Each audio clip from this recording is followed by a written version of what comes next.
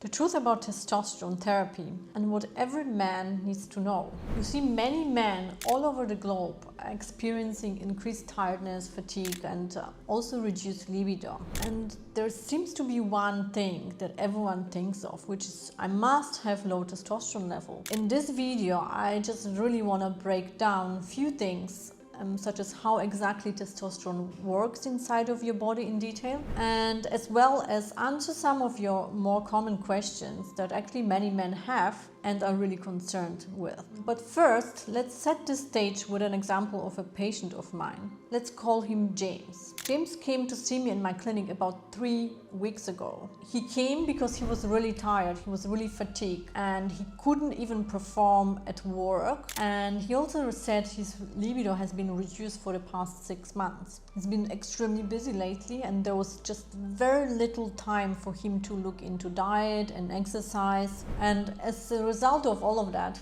he gained 20 kilograms in the last year, and it's been a true struggle for him to get rid of that extra weight. So we estimated his BMI, which came to be around 40, and when he came to see me, he was also already on blood pressure medications. I had a look at his blood results, which he had done at his general practitioner office, and indeed on those results I could see borderline low testosterone levels, which has been measured on 2 occasions. So now, does any of this actually sounds familiar to you? Does that ring a bell? And he also, of course, asked a very common question that I get asked so frequently. Could I please have testosterone therapy? Would a testosterone therapy be an option to me? I just really want the symptoms to disappear as quickly as it's possible. So before we dig into talking about testosterone and testosterone action, I briefly want to pause here and explain something interesting about endocrinology. Isn't always about looking at the plus and minus on your blood test result and then replacing the minus and correcting the plus, and it's way more complex than that. It's actually about understanding the complex hormonal interactions combined with a patient's history and being able to bring this all in context and perspective and make sense of all of that, which actually in this case starts with understanding how testosterone works. So I want to quickly go over the 4 different pathways, and please bear with me. It's kind of complex, but it does make sense. So first of all, everyone talks about hormones, but what many people don't know is that actually, or even don't realize, is actually that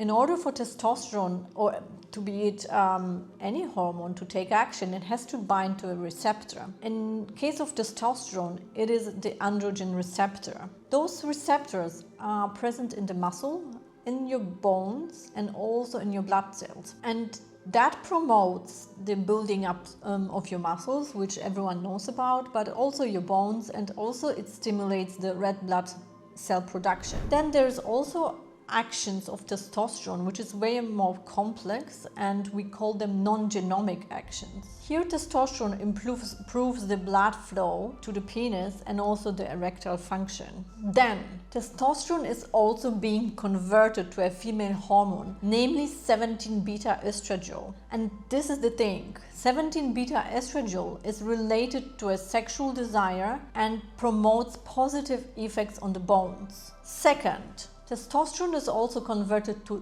dihydrotestosterone, which in turn promotes prostate growth and buildup of muscle and bone. Both testosterone and dihydrotestosterone increase the blood flow to the penis, and by doing so, influence the erection.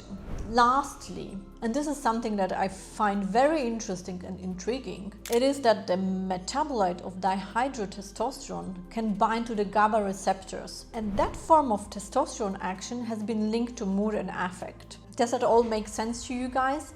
So testosterone promotes its action through the receptors on the bones, on your muscle, on the prostate, on the erectional function, on the blood flow, but also affects your mood and affect. So going back to James is severely overweight. And we also know that obesity actually leads to low testosterone levels, and weight loss can indeed significantly decrease serum testosterone. Recent data also suggest that the weight loss induced by GLP-1 agonists such as Wegovy or Ozempic or Mounjaro does actually increase the serum testosterone levels, similar to the weight loss achieved through lifestyle changes or bariatric surgery. So for James, weight loss would be, of course, my first priority because it will definitely affect his overall health in a very positive way. This is also why it's always my first prescription to all of my patients. But let's move to the hormonal elephant in the room. Testosterone treatment and what it does to your body, both in a positive and negative way. So in terms of sexual activity, it does increase your libido. In terms of fertility,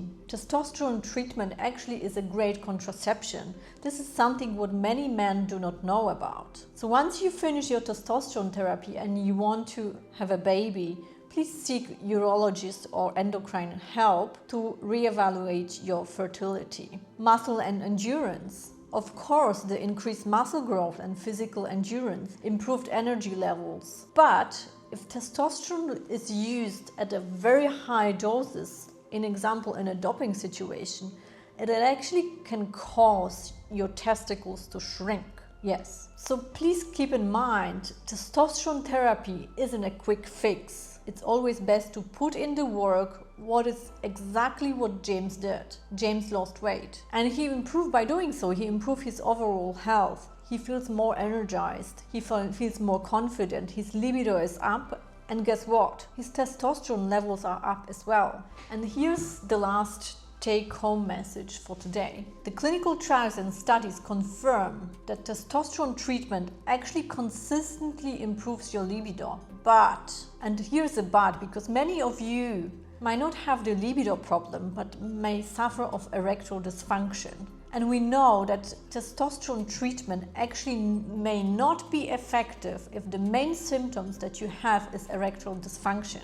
The studies confirm that. So if you liked what you just saw, please click the subscribe button and I look forward to seeing you in the next video.